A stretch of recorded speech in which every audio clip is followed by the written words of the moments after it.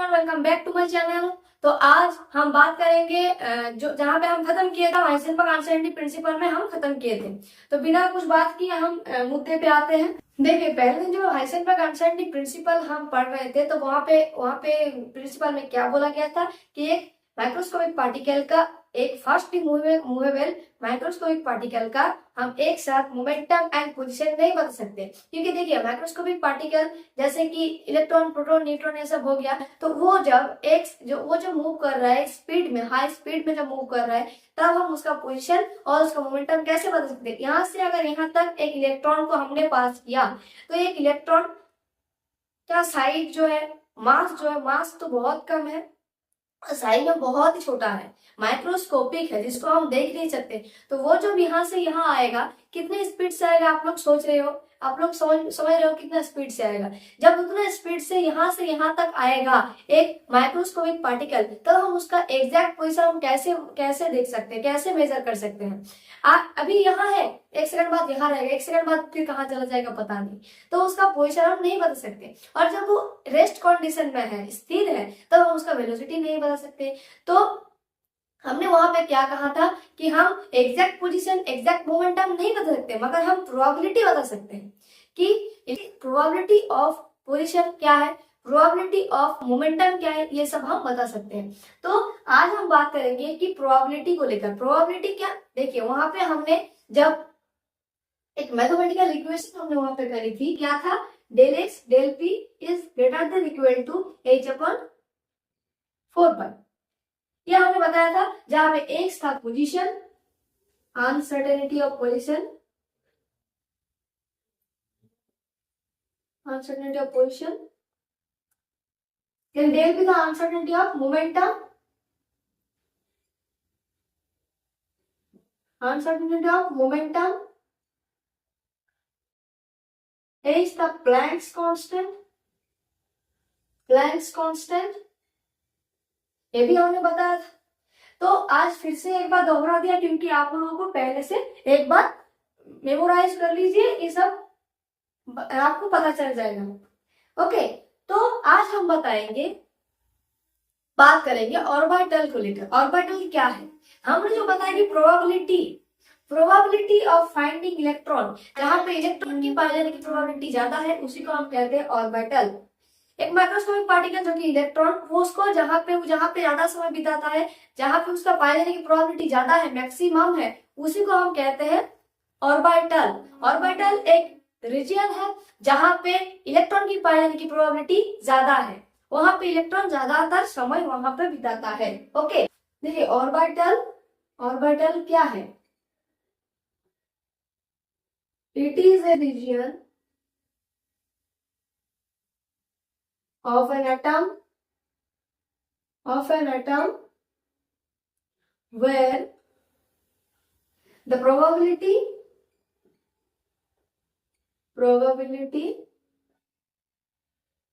of finding electron is maximum. It is a region of an atom where the probability of finding electron is maximum.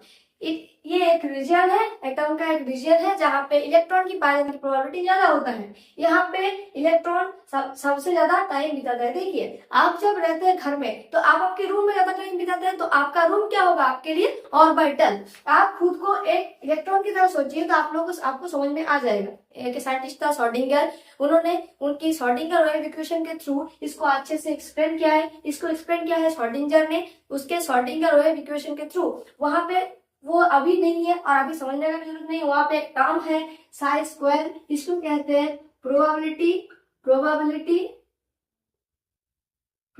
Of finding electron. इसको आप जरूरत नहीं है अभी, ये समझ के जस्ट सुन के रखिए कि साई स्क्वायर वहां पे होता है, जिसको कहते हैं probability of finding electron. Schrodinger जो इक्वेशन है, पूरा का पूरा बहुत बड़ा इक्वेशन है, उसको आपको सॉल्व करना पड़ेगा। जब आप इनऑर्गेनिक केमिस्ट्री जब आप पढ़ेंगे ऑनर्स कोर्स में जाके, तब आपको मिलेगा शॉर्डिंगर वेव इक्वेशन। आपको याद रखना पड़ेगा साई स्क्वायर जो है probability of finding electron, Sai square के टर्म से जाना जाता है। ओके, तो देखिए यहाँ पे क्या होता है, एक बड़ा लगा था सेल, ठीक है, सेल से आता है सबसेल, सबसेल के अंदर आता है ऑर्बिट, ऑर्बिट के अंदर आता है हमारा ऑर्बिटल, ऑर्बिटल, ओके। सेल एक बड़ा रीजन है, उसके अंदर आता है सबसेल, उसके अंदर आता है ऑर्बिट, उसके अंदर रहता है ऑर्बिटल, ओके। अब ऑर्बिटल में रहता है इलेक्ट्रॉन, इलेक्ट्रॉन के पाए जाने की प्रोबेबिलिटी ऑर्बिटल में ज्यादा होता है, ठीक है। इसको आप बहुत डिटेल से पढ़ेंगे, अभी नहीं, अभी तो बहुत कम है, अभी कुछ भी नहीं है। अब जब फर्दर जब हायर स्टडी करेंगे ना, तो इसके इसके बारे में पूरा अच्छी जानकारी आपको चाहिए। आप जो फर्दर जब हायर स्टडी करेंगे तब जो एटॉमिक स्ट्रक्चर होगा ना, इससे कई गुना ज्यादा है और अच्छा और भी इंटरेस्टिंग, इससे भी ज्यादा इंटरेस्टिंग, ठीक है। तो फिलहाल ऑर्बिटल में इलेक्ट्रॉन की पाए जाने की प्रोबेबिलिटी ज्यादा होती है। आप इलेक्ट्रॉन, आप समझो कि खुद आप इलेक्ट्रॉन हो, ओके। हम कहाँ पे रहता है, इंडिया में रहते हैं, हम खुद की बता रहे हैं, हम इंडिया में रहते हैं, तो इंडिया हमारे लिए क्या हो गया, सेल हो गया, इंडिया हमारे लिए सेल हो गया। अब इंडिया के अंदर है वेस्ट बंगाल, ओके, तो वेस्ट बंगाल हमारे लिए क्या हो गया, सबसेल। देन वेस्ट बंगाल के अंदर एक जिला है जिसको कहते हैं पुरुलिया, अब पुरुलिया में हम हैं, तो वो क्या हो गया, ऑर्बिट। अब ऑर्बिट के अंदर रहता है क्या, ऑर्बिटल, ऑर्बिटल मतलब हमारे पुरुलिया जिले के अंदर हमारा गांव जो है वो है हमारा ऑर्बिटल, तो वो हो गया हमारे लिए ऑर्बिटल। हम पुरुलिया के अंदर शामपुर में रहते हैं, तो शामपुर हो गया हमारे लिए ऑर्बिटल, ओके। और शामपुर के अंदर हमको पाएंगे ना, शामपुर के अंदर आके हमारा खोज करेंगे तब हम मिलेंगे, कहीं बाहर जाके हमारा खोज करेंगे हम मिलेंगे थोड़ी ना, नहीं। तो हम ज्यादा समय कहाँ बिताते हैं, शामपुर में बिताते हैं, हमारे गाँव में बिताते हैं, तो इसीलिए वहां पे हमारे पाए जाने की प्रोबेबिलिटी ज्यादा होगी, तो वही है हमारा ऑर्बिटल, ठीक है। आप लोग भी बताया मुझे, शेयर भी नहीं किया हम कहाँ से हैं, हम पुरुलिया का शामपुर से हैं और यहीं पे हम पढ़ाई भी करते हैं, यहीं से हम रहते हैं, छोटे से यहीं से रह रहे हैं। तो हम जो रहते हैं शामपुर में रहते हैं, पुरुलिया का वेस्ट बंगाल में रहते हैं, ओके। तो वो हमारे लिए ऑर्बिटल हो गया। तो ये से आप खुद को इलेक्ट्रॉन की तरह समझो, देखिए सोचिए, इलेक्ट्रॉन की तरह समझिए खुद को, इलेक्ट्रॉन की जगह खुद को बैठाइए, आपको समझ में आ जाएगा। आप खुद घर को सोचिए ना, कोई आपका दोस्त आया घर में, फिर बोला कि चिंटू कहाँ है, आपका नाम समझो चिंटू हो गया, चिंटू कहाँ है, तो आपको मम्मी क्या बोलेगा, आप उसके रूम में है, क्यों, क्योंकि तुम अपने रूम में ज्यादा सब टाइम बिताते हो, तुम अपने रूम में ज्यादा टाइम, मतलब कहीं भी आप खेलने गया, ट्यूशन गया, पढ़ने गया, वो अलग बात है, मगर रात का जो 12 घंटा वो तो आप अपने रूम में बिताते हो ना, मतलब सबसे ज्यादा टाइम अपने रूम में आप बिताते हो, इसीलिए आपकी मम्मी ने फट से कह दिया कि आप अपने रूम में होंगे, तो वहां पे आप पाए जाने की प्रोबेबिलिटी ज्यादा है, तो वही है आपके लिए orbital. Just simple, very simple बात है। सेल के अंदर सबसेल रहता है, सबसेल के अंदर ऑर्बिट, ऑर्बिट के अंदर रहता है हमारा ऑर्बिटल। उम्मीद करते हैं आपको प्रॉब्लम नहीं हुआ ऑर्बिटल क्या है समझने में, ओके। तो ज्यादातर समय जो होता है ऑर्बिटल क्या है क्या नहीं, ये आपको क्वेश्चन में नहीं आता है, आपको क्वेश्चन में डायरेक्ट आ जाता है ऑर्बिटल, ऑर्बिटल के अंदर जो अंतर है, difference between orbit and orbital, तो वो आज हम दिखा देंगे कि वो डिफरेंस क्या है। आपको कुछ भी नहीं हो तो 3 मार्क्स, आपका जो 11-12 का जो एचएस तक जो एग्जाम होता है वो मैक्सिमम 3 मार्क्स का क्वेश्चन होता है, और 5 मार्क्स 8 मार्क्स का क्वेश्चन नहीं होता है, तो वहां पे 3 मार्क्स का क्वेश्चन अगर आएगा तो 2 मार्क्स का ऑर्बिटल का जो डिफरेंस है वो आपको दे सकता है, तो आपको हम बता रहे हैं, देख लीजिए, आप नोट कर लीजिएगा, प्रॉब्लम नहीं होगा, कुछ एकदम सिंपल कुछ है डिफरेंस, वही हम बताएं। देखिए ऑर्बिट एंड ऑर्बिटल, फर्स्ट जब आप डिफरेंस लिखेंगे तो फर्स्ट आप अगर उसको डेफिनेशन लिख दे कि देखिए ऑर्बिट और ऑर्बिटल के लिख रहे हैं या फिर कुछ और किसी चीज का आप डिफरेंस लिख रही है, तो आप वहां पे क्या कर सकते हैं कि वो जो चीज है दोनों, उन दोनों का अगर आपने डेफिनेशन लिख दिया तो वहां पे एक डिफरेंस आ जाता है, जैसे कि orbit and orbital, orbit and orbital, यहाँ पे ऑर्बिट क्या है, ये सर्कुलर पाथ, ऑर्बिट एक सर्कुलर पाथ है, ये सर्कुलर पाथ अराउंड न्यूक्लियस, ये सर्कुलर पाथ न्यूक्लियस, यहाँ पे न्यूक्लियस है, न्यूक्लियस के अराउंड एक सर्कुलर पाथ है जिसको हम कहते हैं ऑर्बिट या फिर कक्षा। कक्षा क्या होता है, KLMN ऐसे हम डिनोट करते हैं कक्षा को, और अब अच्छे से सेल के बारे में बात होगी। और ऑर्बिटल क्या है, ये सर्कुलर पाथ है, न्यूक्लियस के अराउंड जो सर्कुलर पाथ है इसको कहते हैं हम ऑर्बिट। और ऑर्बिटल क्या है? इट इज अ रीजन जहां पे इलेक्ट्रॉन के पाइलिंग की प्रोबेबिलिटी ज्यादा होता है। It is a reason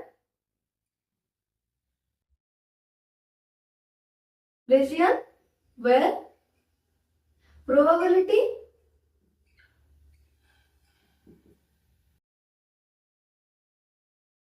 of finding electron maximum। Okay, यहाँ पे प्रोबेबिलिटी फाइंडिंग इलेक्ट्रॉन मैक्सिमम। इस कक्षा के अंदर अब जहाँ पे इलेक्ट्रॉन का प्रोबेबिलिटी ज्यादा है उसको हम कहते हैं ऑर्बिटल। देन हम ऑर्बिट का क्या होता है? ऑर्बिट का शेप जो है वो एक ही है। Orbit has a fixed shape. Orbit हर बार होता है क्या?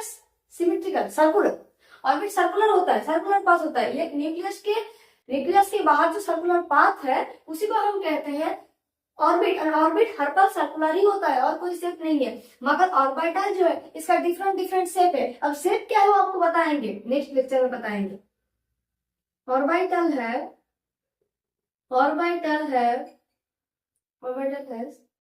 Different shape. ओके, जैसे कि क्या होता है? Spherically symmetrical. एस ऑर्बिटल के लिए स्फेरिकल सिमेट्रिकल, पी ऑर्बिटल के लिए डबल, डी के लिए double. Double.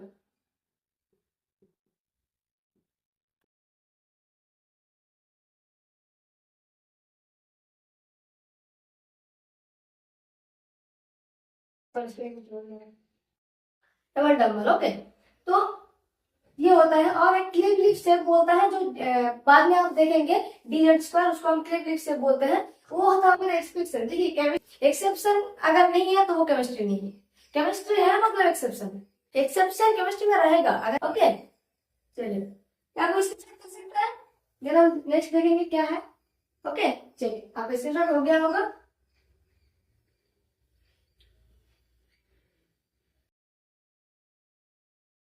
It follow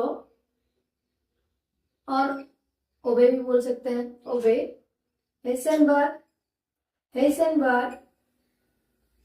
uncertainty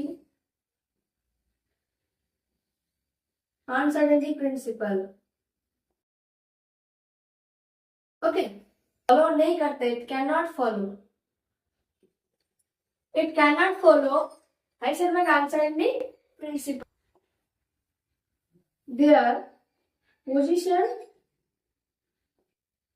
and momentum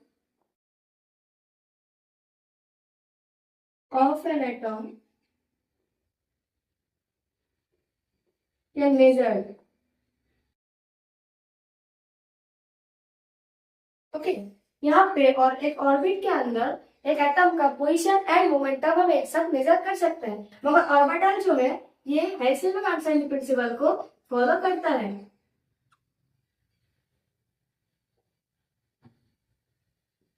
Heisenberg uncertainty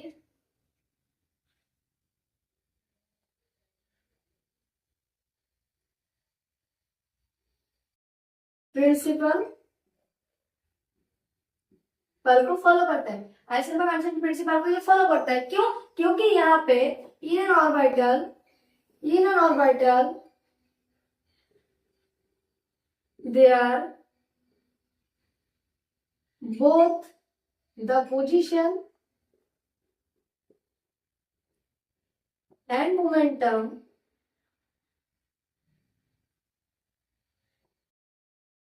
of a fast moving particle।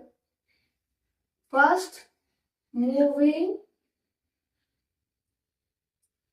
particle में क्या होगा? Electron cannot measured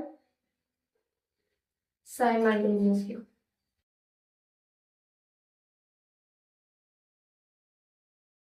okay, orbital में एक साथ एक इलेक्ट्रॉन का पोजीशन और मोमेंटम हम मेजर नहीं कर सकते हैं, मगर ऑर्बिट की जब बात आएगा तब वहां पे हम पोजीशन और मोमेंटम मेजर कर सकते हैं। इसीलिए ऑर्बिट के बारे में जब हम बात करेंगे तब ऑर्बिट जो है हाइजेनबर्ग आइंस्टाइन के प्रिंसिपल फॉलो नहीं करता है, मगर ऑर्बिटल फॉलो करता है। ये है दूसरा डिफरेंस। मतलब तीसरा डिफरेंस, थर्ड नंबर डिफरेंस था। ओके, चौथा देख लीजिए और स्क्रीनशॉट कर लीजिए। ऑर्बिट के अंदर कितना इलेक्ट्रॉन है? Okay, number of electron in an orbit, in an orbit. एक ऑर्बिट के अंदर कितना इलेक्ट्रॉन है वो हम अगर कैलकुलेट करना चाहे तो उसका जो फॉर्मूला होगा 2n²। अगर हम फर्स्ट ऑर्बिट के इलेक्ट्रॉन कितना है हम अगर निकालने की कोशिश करें तो फर्स्ट ऑर्बिट में कितना होगा? फर्स्ट ऑर्बिट में इलेक्ट्रॉन है 2n², मतलब 2 1² मतलब 2। फर्स्ट ऑर्बिट में 2 इलेक्ट्रॉन है। सेकंड ऑर्बिट में कितना है? 2 × 2² मतलब 4 2 जा 8 इलेक्ट्रॉन है। थर्ड ऑर्बिट में क्या है? 2 × 3² 18 इलेक्ट्रॉन है। यहाँ पे 18 इलेक्ट्रॉन रहेगा। और फोर्थ सेल जो है 2 × 4², यहाँ पे 32 इलेक्ट्रॉन। ओके, तो एक ऑर्बिट में अगर किसी ऑर्बिट का नाम आपको दे दिया, एक फर्स्ट ऑर्बिट में कितना इलेक्ट्रॉन है अगर आपको पूछे तो आपको इस फॉर्मूले से आपको ये इलेक्ट्रॉन का नंबर जो है वो निकालना पड़ेगा। अगर बोला कि सेकंड ऑर्बिट में कितना इलेक्ट्रॉन है तो आपको क्या करना है? 2n² से इसको करना पड़ेगा। 2 × n मतलब 2² मतलब 8 इलेक्ट्रॉन यहाँ पे है। तो ऐसा करके आपको निकालना होगा। मगर एक ऑर्बिटल जो है, ऑर्बिटल में सिर्फ और सिर्फ 2 इलेक्ट्रॉन होता है। एक अगर ऑर्बिटल हो, s orbital, p orbital, t orbital जो भी हो, वहां पे एक ऑर्बिटल में एक सिर्फ और सिर्फ 2 इलेक्ट्रॉन रहता है। ओके, और ज्यादा नहीं रह पाता है। In an orbital their number of electron 2। Okay, यहाँ पे 2 इलेक्ट्रॉन रहता है हर पर। अब अगर एस ऑर्बिटल का नाम करें, अगर हमने 1s की बात करते हैं तो यहाँ पे एस ऑर्बिटल एक होता है, वहां पे ऐसे दो इलेक्ट्रॉन रहता है। अगर p की बात करें, एस क्या है, p क्या है, d क्या है, आपको सब अच्छे धीरे धीरे पता चल जाएगा, अच्छे से पता चल जाएगा। मगर हम बता रहे हैं, देखिए p ऑर्बिटल जो होता है ना, उसका तीन कक्षा होता है। वहां पे 1 2 px होता है, py होता है, pz होता है। यहाँ पे ऐसे दो करके इलेक्ट्रॉन रहता है। एक ऑर्बिटल में दो रहता है। ओके, हम जो सेल सबसेल की बात और अच्छे से होगा, मगर ऑर्बिट का ऑर्बिटल को जो बात हो रहा था वो यहाँ पे क्लियर हो गया कि देखिए ऑर्बिट का क्या होता है। ऑर्बिट हम पहले से बोल रहे हैं, ऑर्बिट क्या होता है? एक सर्कुलर पास होता है न्यूक्लियस के अराउंड, उसको कहते हैं हम ऑर्बिट। एंड ऑर्बिटल क्या है? जहाँ पे इलेक्ट्रॉन के पाए जाने की प्रोबेबिलिटी ज्यादा है, उसको कहते हैं हम ऑर्बिटल। अब ऑर्बिट का सिर्फ क्या है? सर्कुलर पाथ में घूमता है, मतलब सर्कुलर है मगर यहाँ पे ऑर्बिटल का शेप बहुत सारा है। Double spherical, symmetrical, double dumbbell, ऐसा कि ये सब शेप क्या है, कैसा है, वो आपको धीरे धीरे पता चल जाएगा। मगर थर्ड क्या है? हाइजेनबर्ग आइंस्टाइन प्रिंसिपल फॉलो नहीं करता है ऑर्बिट, मगर ऑर्बिटल जो है हाइजेनबर्ग आइंस्टाइन प्रिंसिपल फॉलो करता है। एंड फोर्थ क्या है कि orbit number of electron 2n² है, मगर ऑर्बिटल का क्या? Always true. ओके, तो यहाँ तक आपको क्लियर है। देन हम आज शुरू करेंगे क्वांटम नंबर। अब कई सारे क्वांटम नंबर है हमारे सामने, जैसे कि principal quantum number, azimuthal quantum number, magnetic quantum number, spin quantum number. मगर आज हम कितना कवर करेंगे? Principal quantum number and azimuthal quantum number. तो आज चलिए let's start principal quantum number. ये क्या होता है क्या नहीं आपको पता चलेगा। सम क्वांटम नंबर फर्स्ट क्या है? Principal quantum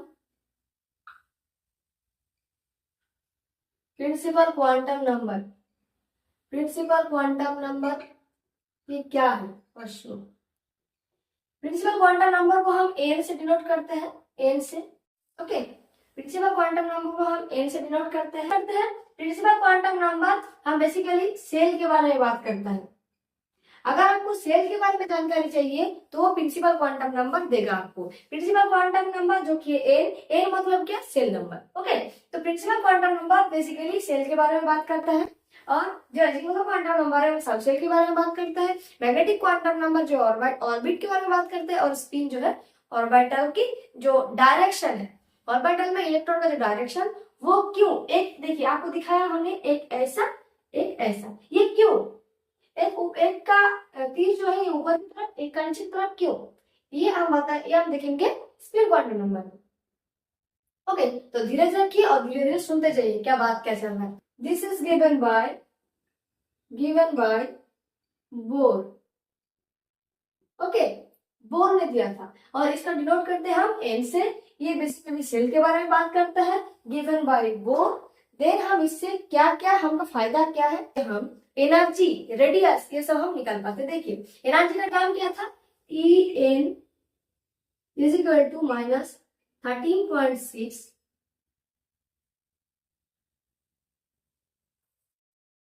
Z square N square. N मतलब क्या है, प्रिंसिपल क्वांटम नंबर। एन मतलब प्रिंसिपल क्वांटम नंबर, मतलब प्रिंसिपल क्वांटम नंबर के जरिए हम इन एनर्जी, एक ऑर्बिट की एनर्जी हम बता सकते हैं।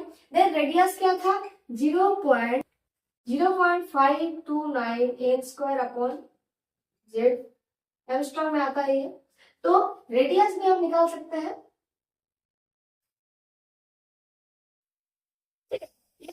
एनर्जी निकाल सकते हैं प्रिंसिपल क्वांटम नंबर, इलेक्ट्रॉन का हम रेडियस निकाल सकते हैं प्रिंसिपल क्वांटम नंबर से।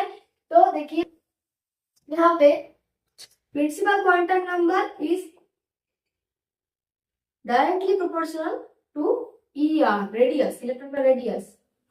ओके, तो हमारा जो प्रिंसिपल क्वांटम नंबर है वो अगर बढ़ेगा तो हमारा प्रिंसिपल क्वांटम नंबर बढ़ रहा है।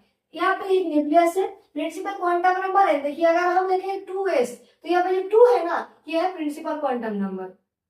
3p, 3 है प्रिंसिपल क्वांटम नंबर। 4d, 4 है प्रिंसिपल क्वांटम नंबर। ओके, तो देखिए यहाँ पे शेल है, प्रिंसिपल क्वांटम एक्चुअली में है क्या समझिए, ये न्यूक्लियस है, न्यूक्लियस के ऊपर ये है 1, ये है एक प्रिंसिपल क्वांटम नंबर 1 मतलब एक सेल हो गया। तो प्रिंसिपल क्वांटम, जब प्रिंसिपल क्वांटम नंबर बढ़ रहा है जितना, यार 2 हो रहा है तो और बड़ा हो गया रेडियस, 3 हो रहा है और बड़ा हो गया रेडियस, 4 हो रहा है तो और बड़ा हो गया। मतलब जितने नंबर ऑफ हमारा शेल इंक्रीज करेगा, जितना हमारा प्रिंसिपल क्वांटम नंबर इंक्रीज करेगा, उतना हमारा रेडियस इंक्रीज करेगा। जितना हम क्वांटम नंबर को इंक्रीज करेंगे उतना हमारा एटम का जो रेडियस है वो बड़ा होता जाएगा। देन हम बात कर रहे हैं एनर्जी की। एनर्जी की बात जब कर रहे हैं तो देखिए ये इनवर्सली प्रोपोर्शनल है एम स्क्वायर के साथ। मतलब क्या, मतलब अगर यहाँ पे न्यूक्लियस है, यहाँ पे एक शेल है, यहाँ पे एक शेल है, यहाँ पे और एक शेल है, तो आप बेसिक समझिए, बेसिक बात को। यहाँ पे अगर मैग्नेट रखा हुआ है, यहाँ पे जस्ट नजदीक एक लोहा है, वो इसको ज्यादा जोर से खींचेगा। फिर इसके बाद और एक मैग्नेट है, उसको भी खींचेगा अच्छे से। फिर उसके बाद मैग्नेट है, तो पहले जो लोहा का टुकड़ा था, मैग्नेट के जस्ट नजदीक जो पहला जो लोहा का टुकड़ा था, उसको जितने नजदीक से जितने जोर से खींचा है, बाद में 10 नंबर वाला जो लोहा रहेगा उसको उतनी जोर से खींच पाएगा क्या, शायद खींच ही नहीं पाएगा। तो ऐसा ही एनर्जी जो है, न्यूक्लियस खींच रहा है सब सेल को, जितना न्यूक्लियस से सेल दूर जा रहा है उतना जो कि है जो पेनिट्रेशन पावर हम कहते हैं वो धीरे धीरे आएगा। जब हम पीरियोडिक टेबल पढ़ाएंगे तो आपको समझ में आ जाएगा। जितना धीरे धीरे हमारा जो ऑर्बिटल है, जितना सेल है, सॉरी सेल, जितना हमारा सेल बढ़ता गया, इससे दूरी बढ़ता गया। जितना दूरी बढ़ता गया उतना इसका जो अट्रैक्शन का पावर है वो घटता गया। देखिए जो कि है रेडियस बढ़ रहा है, तो जो पावर है, अट्रैक्शन पावर, अट्रैक्ट करने की क्षमता, अट्रैक्शन पावर तो घट रहा है ना। ये पहला जो सेल है, इसको जितने अच्छे से खींचेगा, दूसरा सेल है उसको उतने ही एनर्जी से नहीं खींचेगा। तो यही बताना चाह रहा है कि जितना सेल नंबर इंक्रीज करेगा उतना जो एनर्जी है वो डिक्रीज करेगा।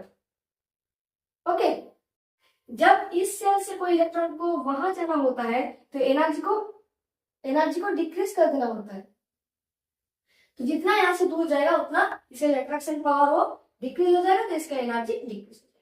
ओके, तो 3 नंबर सेल में कितना इलेक्ट्रॉन है? अगर आपको पूछा कि इसका एक इलेक्ट्रॉन, एक एटम का 3 नंबर सेल जो है तो वहां पे कितना इलेक्ट्रॉन है? ओके, तो 3 नंबर सेल में कितना होगा? देखिए 2n स्क्वायर, 2n स्क्वायर से हम निकाल सकते हैं 2 इंटू 3 उसका स्क्वायर मतलब 18 इलेक्ट्रॉन है। इसका यहाँ पे कितना है? 18 इलेक्ट्रॉन है। यहाँ पे 2 नंबर सेल में कितना है? 8 इलेक्ट्रॉन है। देखिए 2 नंबर सेल में कितना है? 2 स्क्वायर मतलब 8, मतलब यहाँ पे 8 इलेक्ट्रॉन है और फर्स्ट सेल में तो 2 इलेक्ट्रॉन आप जानते हैं। तो इसका हमको ये भी पता चल गया कि इसका जो एक जो सेल है वहां पे कितने करके इलेक्ट्रॉन है। तो ये जो फॉर्मूले से हम ये भी निकाल सकते हैं कि एक सेल में कितना कितना इलेक्ट्रॉन है। अब देख रहे हैं azimuthal quantum number, azimuthal quantum number. Okay, azimuthal quantum number को हम किससे डिनोट करते हैं? स्मॉल एल से डिनोट करते हैं। एजीमुथल क्वांटम नंबर को हम स्मॉल एल से डिनोट करते हैं। यहाँ पे बेसिकली हम सबसेल को लेके बात करते हैं, एटम का सबसेल को लेके बात करते हैं। और यहाँ पे वैल्यू जो होता है सबसेल का वैल्यू क्या होता है? 0 to n-1। आपको अगर बोला गया कि 2 नंबर सेल में कितना एजीमुथल क्वांटम नंबर का वैल्यू क्या है, तो वहां पे क्या होगा? 0 and 2 n-1 मतलब 2-1 मतलब यहाँ पे 1। अगर 2 सेल की बात कर रहे हैं तो वहां पे 2 सबसेल होगा जिसका एक का वैल्यू होगा 0 और दूसरा का वैल्यू होगा 1। तो अगर हमने एजीमुथल क्वांटम नंबर की बात कर रहे हैं तो देखिए यहाँ पे 3 मतलब 0 to n-1 मतलब 3-1, 0 to 3-1 मतलब 2, 3 - 2 मतलब 0, 1 and 2। अगर हम 4 सेल की बात कर रहे हैं, 2 सेल मतलब 1 मतलब K L M N। 4 cell की अगर बात करें तो 0 to 4 - 1 मतलब 3, मतलब 0, 1, 2, 3। तो ये हुई बात। अब यहाँ पे एजीमुथल क्वांटम नंबर एल में देखिए ये सब याद रखना पड़ेगा, अगर आप याद नहीं रखें तो फर्दर कुछ भी नहीं कर पाएंगे। ओके, तो एल का वैल्यू अगर 0 हो गया तो यहाँ पे मतलब यहाँ पे एस ऑर्बिटल हो गया। एल का मतलब 0 मतलब एस सबसेल, मतलब 1 मतलब पी सबसेल, 2 मतलब डी सबसेल एंड 3 मतलब एफ सबसेल। ओके, 3 मतलब एफ सबसेल। अब यहाँ पे हम एस का क्या शेप है, पी का क्या शेप है, डी का क्या, सब हम आवश्यक से बताएंगे। एफ का कोई शेप नहीं होता, इसका बहुत सारा रीजन है, मतलब इसका तो बहुत रीजन है, वो आपको बाद में समझ आएगा। फर्दर जब हम हाई स्टडी करेंगे तो आपको समझ में आ जाएगा, यहाँ पे नहीं। ओके, तो ये था हमारा azimuthal quantum number. Azimuthal quantum number क्या है, उसको एल से डिनोट करते हैं। वहां पे बेसिकली हम सबसेल को लेकर बात करते हैं। वहां पे सबसेल में क्या होता है, वैल्यू जो आता है हमारा 0 से n-1 तक आता है। वहां पे अगर अगर एक इज इक्वल टू 2 हो गया, अगर 2 नंबर सेल की बात की तो वहां पे एजीमुथल क्वांटम नंबर क्या होगा? 0 and 2 मतलब यहाँ पे क्या होगा? S and P. अगर हम n इज इक्वल टू 3 बोले तो वहां पे क्या होगा? एस, पी एंड डी, तीनों सबसेल। देन 4 अगर हमने करा तो यहाँ 4 में भी 3 है, 4 में 4 है, S, P, D and F. तो ये होगा आपका एजीमुथल क्वांटम नंबर। उम्मीद करते हैं आप लोग इतना तक जितना हमने बोला उतना समझ में आया होगा, और समझ में आना भी चाहिए। हमने बहुत डिटेल से बहुत अच्छे से बात करी है। ओके, तो आज का वीडियो हमारा यही तक। जो हमारे चैनल पर नए हो, हमारा वीडियो नया देख रही हो, वो हमारे चैनल को सब्सक्राइब करो और चैनल के साइड में जो बेल आइकन है उसको प्रेस करो और ऑल नोटिफिकेशन को ऑन कर दीजिएगा, ताकि आपको हमारा जो वीडियो हम छोड़ रहे हैं वो सबके पहले नोटिफिकेशन आपके पास आए। अगर आपको इसमें ज्यादा कुछ समझ में नहीं आएगा, क्यों? अगर आप झट से आके यही वीडियो देख रहे हैं हमारा, तो आपको समझ में नहीं आया होगा, थोड़ा थोड़ा समझ में आया होगा। मगर आपको अगर पूरी अच्छी समझना है तो आप इस वीडियो जो है इसके पहले की जो वीडियो है, मतलब पहले से जो हम एटॉमिक स्ट्रक्चर यहाँ शुरू किया है, वहां से अगर आप देखेंगे तो आपको समझ में आ जाएगा, पूरी पूरी चीजें आपको समझ में आ जाएगा। जो चैप्टर है लगभग एंड हो चुका है और कुछ 2-3 वीडियो आएगा, फिर खत्म हो जाएगा चैप्टर।